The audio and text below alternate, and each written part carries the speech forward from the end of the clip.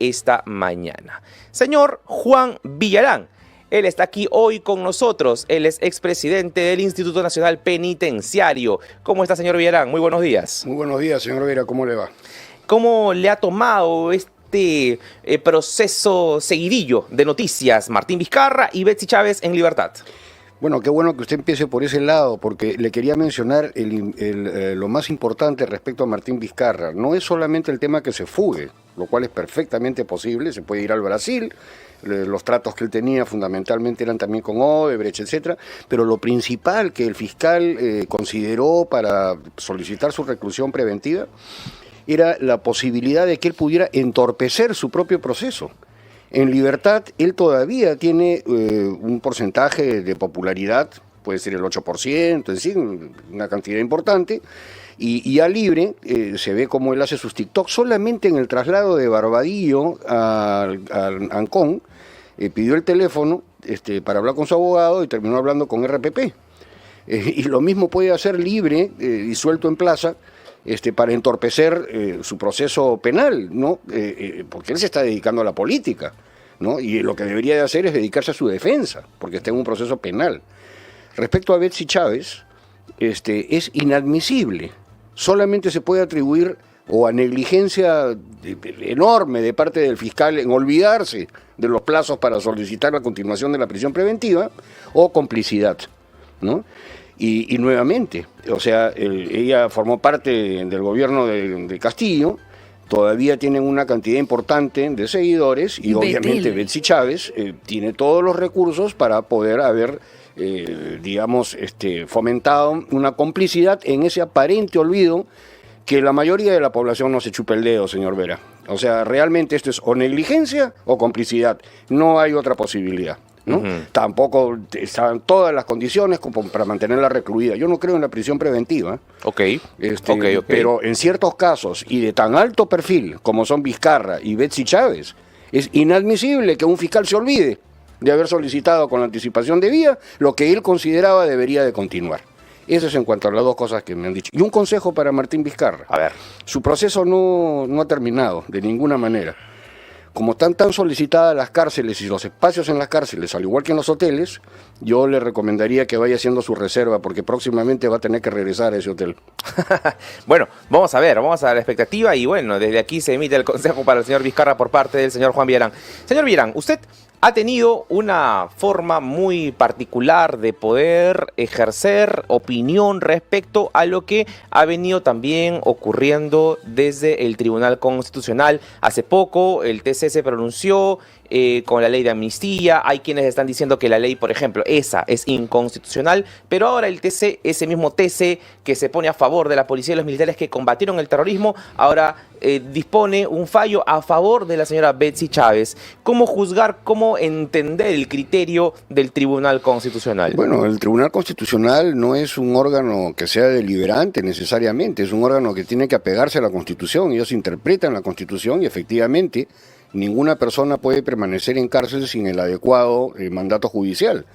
Si se le pasó al fiscal o al juez determinar la continuidad de la prisión preventiva, el Tribunal Constitucional lo que está haciendo pues es ejercer obviamente su función de interpretación constitucional y legal, y lo que yo le dije antes, si hubo negligencia o hubo complicidad, el Tribunal Constitucional no puede fijarse en esas cosas, tiene que aplicar la ley. O sea, yo no veo ninguna incompatibilidad, ninguna diferencia entre lo ocurrido con la ley de amnistía para militares y policías, que simplemente es un acto autónomo peruano, que no tiene nada que ver, porque nuestra Constitución, para mí y para digamos, a todos los legisladores, es algo que debe de primar sobre cualquier organismo que quiera ejercer injerencia sobre nuestra propia Constitución y leyes.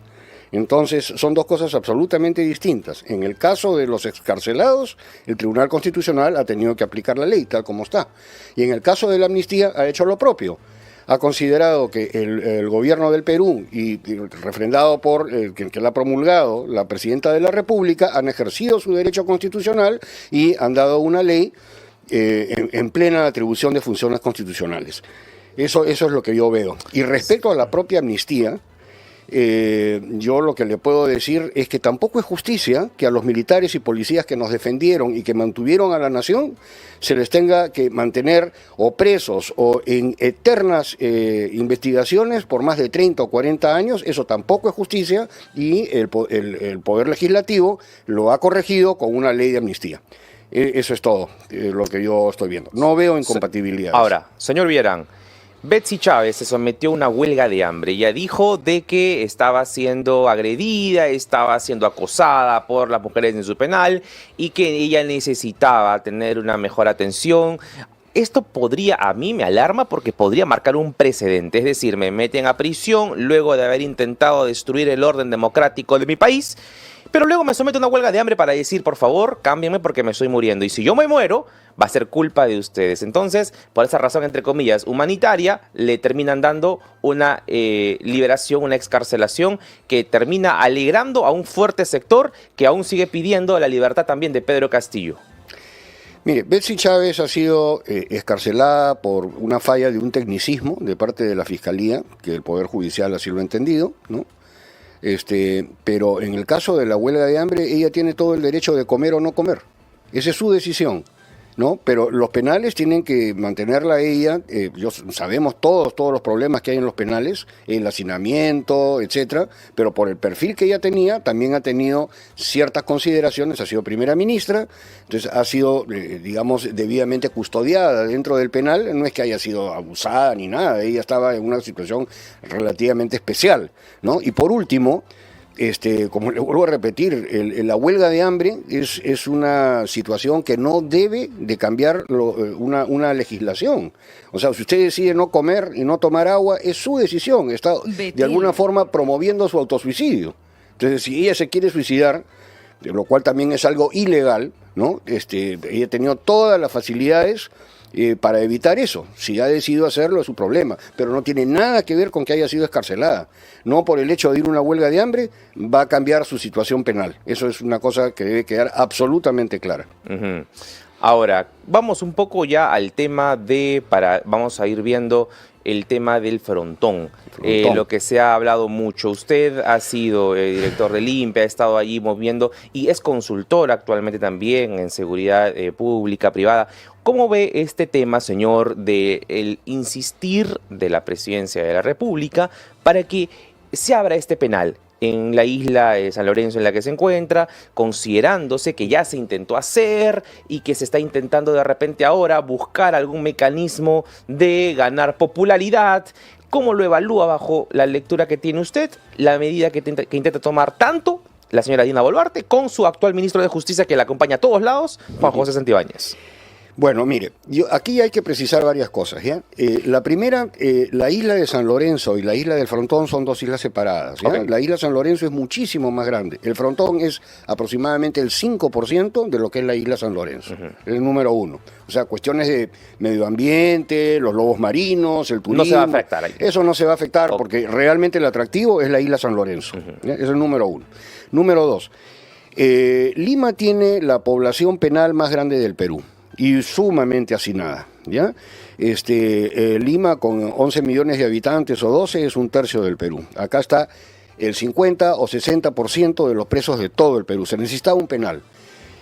Lo que yo no estoy de acuerdo es que se diga que el lugar escogido, digamos el Frontón, de por sí, por un tema político y no técnico, se trate como inviable. Viable es, que sea más caro es otra cosa, pero viable es. Yo pienso que la opción adecuada hubiera sido, por ejemplo, en La Pampa, donde está Ancón 1 y Ancón 2, hacer un penal ahí, ¿no? Y no hubiera afectado en nada todo este tema político, ¿no? Y hubiera sido más económico, etcétera. Pero de que el Frontón sea inviable es absolutamente falso. Y le digo por qué. Se dice que no tiene agua. Muy bien. El agua, ¿no? Todos los barcos, para cruceros que van en el Caribe, etcétera, 2.000, 3.000 pasajeros, tienen plantas desalinizadoras. O sea, usted coge el agua del mar que está al costado, la desaliniza y tiene suficiente agua para 2.000 personas o 1.500 personas o lo que sea. Lo mismo que se pensaba hacer en la isla Santa Rosa con el conflicto con Colombia, que tampoco tienen agua potable. Okay. ¿Ya? Segundo, pueden tener atrapanieblas. La Marina ya lo ha hecho. Ha utilizado atrapanieblas, que en esa isla hay bastante niebla, para utilizar el agua. El problema del agua queda resuelto. El problema de la energía también queda resuelto. ¿Cómo es el tema de la energía? Que la energía es facilísimo. Mire, usted puede poner ahí que hay bastante viento, energía eólica. Ok, con el viento con las entonces... APAs, es el número uno. Ya. Puede poner energía solar. ¿Ok? Poner paneles solares. Los penales consumen muy poca corriente eléctrica. Porque como usted comprenderá, el preso lo único que necesita es iluminación, nada más. Y la luz del día le da la luz del suficientemente día, también y para las poder cámaras hacerlo. frigoríficas es lo único que se requiere. Ok. Las cocinas son a gas. ¿Ya? Entonces usted pone energía eólica, energía solar, ¿no? Y el gas en las cocinas y resolvió el problema de Digamos que la energía es autosustentable ahí. Totalmente. Ya. Como es en muchísimos penales en el mundo, en el penal de Cañete, en muchos lados también sucede lo mismo, por ejemplo, con el tratamiento de los residuos. Se dice, ¿dónde van a ir los residuos? ¿A dónde se cree que van todos los residuos de los barcos? Al mar. Pero hay que tratarlos. Entonces, las plantas de oxidación para los residuos se hacen pozas de oxidación, el agua se trata, no va a ser agua potable para que la tomen, pero es un agua perfectamente que en la agricultura se utiliza para regar la agricultura, ¿no? Para regar los campos. Entonces, los tres problemas están resueltos. Ahora bien, que es más caro, pero no es más caro que, por ejemplo, Chayapalca. Chayapalca es un magnífico penal, queda a 4.800 metros sobre el nivel del mar. Muchos candidatos políticos han dicho, ya está suficientemente hacinado o es suficientemente grande. No han ido, pues. La quebrada de Chayapalca es una quebrada inmensa, más grande que la de Ancón, donde están los penales 1 y 2, ¿no? Entonces, tranquilamente se puede hacer ahí, y es lo adecuado, porque no se hace en 2 años, sino que se hace en 5 meses, un pabellón nuevo para albergar a estos presos de máxima peligrosidad. Ese es número uno. Pero de que es caro, también es caro. Primero, las visitas, ¿ya? Tanto las audiencias como los familiares para desplazarse de cualquier ciudad del Perú, porque ahí van de todos lados, para ir de Huánuco, Huancayo o Lima, requieren en ir y venir 3 días para ir hasta Chayapalca. Los agentes del INPE funcionan en función acuartelada, no es que van y vienen a sus casas. Ellos van ahí por 1 mes, 28 días y se queda doble dotación. Uno descansa, nosotros trabajan. O sea, es caro, no es nada barato, ¿ya? Pero es un muy buen penal. Lo mismo el de Ancón, ¿no? El de Ancón también se puede hacer. O sea, inviable no es. Entonces, cuando se trata de atacar el tema por la parte técnica, pierden. O sea, no se puede politizar. Es un tema que se debe ver absolutamente técnico. Que es viable, es absolutamente viable. La isla es muy pequeña, San Lorenzo es la verdaderamente importante, número 1. Número 2, el traslado de la gente al frontón es mucho más sencillo que el traslado de la gente a Chayapalca, por ejemplo. Ya se lo demostré. A uno son 3 días, al otro es media hora. ¿Cómo va la gente? Lo que sí tendría que hacer el INPE, ¿no?, es prevenir para tener autosuficiencia de traslados. Por ejemplo, chatas. Las hace el CIMA. Son baratísimas, las usan para llevar los... ¿Qué es el CIMA, perdón? Bueno, obviamente pues es los que hacen los barcos. Ok. ¿No? Entonces, una chata, yo he consultado con la Marina, Ajá. una barcaza, es económica, la hacen muy rápido, en 30 días la pueden hacer, la utilizan para llevar los materiales. Es un absurdo pues que digan algunas personas que van a tener que llevar los materiales en helicóptero. O sea, es una tontería eso, ¿no? Una exageración. Una exageración total. O sea, se hace la barcaza y una vez llevados los materiales, etcétera, se le monta la carrocería encima y sirve para traslado de las personas que van y vienen. Interesante. O sea, todo es solucionable, todo es factible, es un muy buen penal, o sería un muy buen penal en el sentido que además tiene el mar alrededor, que hace difícil escaparse, ¿no? Por supuesto. O sea, se puede escapar cualquiera. Pero muchos penales en el mundo están en islas. El mismo Estados Unidos va a poner en funcionamiento nuevamente la prisión de Alcatraz en San Francisco. Y así muchos países. Entonces, yo no le digo que sea la mejor opción, pero atacar el problema, porque lo dice Dina Boluarte o porque lo dice el ministro de Justicia, tampoco es correcto. Viable es, no es la mejor opción, es una buena opción, no es la mejor, se pueden hacer otras, pero Lima necesita otro penal muy cerca de la ciudad, pero no en el área urbana.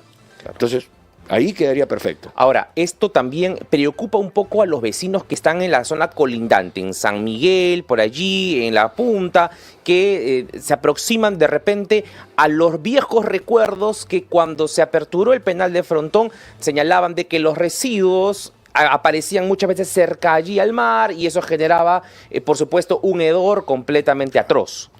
Bueno, tienen que hacer... ¿Dónde cree usted que van todas las aguas servidas de Lima? Sí, pero en efecto, pero en cuanto a los vecinos en esa parte, o sea, hay una forma de que... Tienen que tratarla bien. Mire, en Ancón, por ejemplo, el tema del desagüe sale en la propia San Francisco, que es una playita que está al costado de Ancón, ahí van todos los residuos y llegan a Ancón. Si se tratan bien, como le vuelvo a repetir, no tienen olor, no tienen nada, o sea, ya están tratados, están oxidados, ¿no? Entonces, perdón, no se puede exagerar tampoco en ese tema. Claro. Y le digo algo más.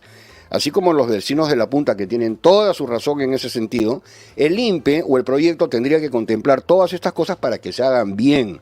Yo le pregunto a usted, ¿acaso Ancón no se perjudicaría de la misma manera, por ejemplo, por el penal que tienen al costado en Ancón 1 y Ancón 2? O sea, Podría verse afectado igualmente. Claro, también se pueden ver afectados, que se pueden escapar los presos, se pueden escapar de todos lados. La cosa es que se cumplan las reglas del Código de Ejecución Penal, que en este momento los penales están hechos un desastre, son tierra de nadie. Son los presos los que dominan los penales, no es el Estado. ¿Usted calificaría, señor Villarán, de mezquindad política actitudes como quizás la del alcalde de La Punta, que ha dicho de que él está velando por la seguridad, la tranquilidad que caracteriza a su distrito y por eso aperturar el penal del Frontón, esto haría todo lo contrario, porque va a alterar la seguridad, alterar la tranquilidad y alterar el orden que ha mantenido durante su gestión? No es una mezquindad política, él es una autoridad política, está defendiendo a sus vecinos, veo razón en parte de lo que él dice, ¿no? Pero también tiene que ser razonable, tiene que enterarse, tiene que tecnificarse en el tema, no simplemente lo puede decir por populismo, ¿no? O sea no, a nadie le gusta tener un penal al costado, pero va a tener 8 kilómetros de mar entre La Punta y el Frontón, ¿no? Entonces, le vuelvo a repetir, no es que sea inviable. Ahora, perdóname, señor Villarán, ahora, usted dice que no es inviable, claro, pero ahora, poniéndonos en el factor tiempo, en el plazo razonable, claro. A la señora Dina Boluarte, ¿le queda tiempo para poder aperturarlo? No le queda. O sea, ese penal va a demorar en hacerse, mientras se hacen, tienen que hacer las chatas para llevar los materiales, ¿Cuánto para tiempo llevar a toma la gente. todo eso? No pueden depender de la Marina para estar Ok, en esa parte estamos de acuerdo. Pero sí pueden hacer las chatas, inclusive solamente para la construcción. Yo he consultado con la Marina y las embarcaciones que tienen para desembarco de tropas llevan hasta tanques adentro. O sea, para el proceso constructivo tranquilamente pueden llevar ahí las grúas y todo lo demás. Y de ahí se acaba el problema. Pero sí, o sea, definitivamente el alcalde no le falta razón, ¿no? A nadie le gusta tener un penal cerca, pero ¿dónde metemos los presos? En algún lado hay que meterlos. Y si están alejados 8 kilómetros dentro del mar, bueno, pues ya es, digamos, es lo mismo que pasa en Cañete, lo que pasa en Tarapoto, lo que pasa en Pixi, en Chiclayo, en todos lados. Los penales están a donde tienen que estar, pues. Señor Villarán, respóndame, ¿cuánto tiempo se tomará más o menos? ¿Hacer ese penal? Sí. Puede ser 1 año y medio, ¿no? O sea, imposible para la gestión de día la señora Boluarte. No, ella no lo hace. Bien. Puede empezarlo, Claro. pero de que lo termine no hay forma, pues. Bien, ahora, el señor César Cárdenas, también ex titular del INPE, ha dicho, esto es inviable porque hay que hacer remoción de tierras, un informe estructural, hay que ver si el suelo es suficientemente apto, el expediente técnico irá corriendo entre enero y febrero y por supuesto se demorará para mayo, junio, o sea, en ninguna circunstancia va a ser para este gobierno. En parte hay acuerdo con usted de que el tiempo no va a alcanzar, pero por otro lado, inviable porque hay que hacer remoción de tierras y porque el suelo aparentemente no sería apto. Usted ya explicó de que sí lo es, pero para reafirmarlo, ¿por qué podría ser apto el suelo y por qué la remoción de tierras no tomaría o no haría que esta función o esta ejecución sea inviable? Mire, es una isla sólida, es una isla ahí tiene roca, tiene tierra, o sea, Lima se construye todo el tiempo hasta en la periferia sobre arena. Con mucho mayor motivo se puede construir en una isla que tiene roca. O sea, Claro. y la remoción de tierras, por Dios, o sea, la remueven y la ponen a un costado. O se la quiere llevar a otra parte del Perú, la tierra del Frontón, la ponen al costado. Mire, yo estoy de acuerdo con él en lo que usted ha mencionado, Sí. pero nuevamente, yo no soy de las personas que dicen las cosas no se pueden hacer, son inviables, etcétera, simplemente por un tema político o por un tema de otra naturaleza. Yo me voy a lo técnico. ¿Se puede? Se puede. ¿Es viable? Es perfectamente viable. ¿Es la mejor opción? No, no es la mejor opción. ¿Lo va a alcanzar a inaugurar Dina Boluarte? No, no lo va a alcanzar a inaugurar Dina Boluarte. Pero lo importante es que se comience a hacer una solución de penal en Lima para deshacinar. Ya el Tribunal Constitucional lo ha dicho. ¿Puede ser en el Frontón? Sí, Puede ser en el frontón, no hay ningún problema. Ahí ha funcionado un penal durante 50 años. Era una estructura de concreto igual, o sea, ya se ha demostrado que la tierra lo aguanta perfectamente bien. ¿Lo pueden hacer en otro lado? Sí, lo pueden hacer en otro. ¿Lo pueden hacer más barato? Sí, lo pueden hacer más barato. ¿Lo pueden hacer más rápido? En Chayapalca lo hacen más rápido. Pero que lo pueden hacer en el frontón. No utilicen argumentos demagógicos o populistas. O sea, se puede, se puede. Claro, la demagogia, el populismo va más o menos por el lado en el que, como es sencillo hablar y criticar la gestión de la presidenta Boluarte, lógico. Es sencillo pues cancelar o cualquier pronunciamiento que haga.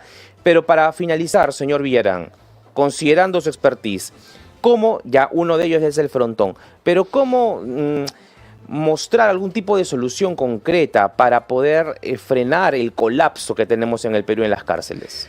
Mire, no es una solución concreta, es un paquete de soluciones. Ya.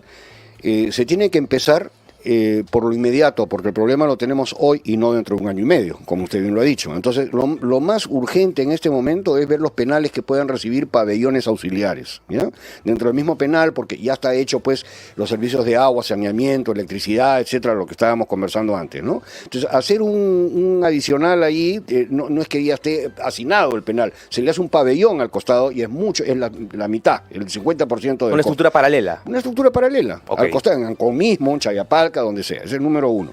Dos, se tiene que comenzar a ver las asociaciones público-privadas, que es lo que pensó el legislador en el artículo 139 de la Constitución.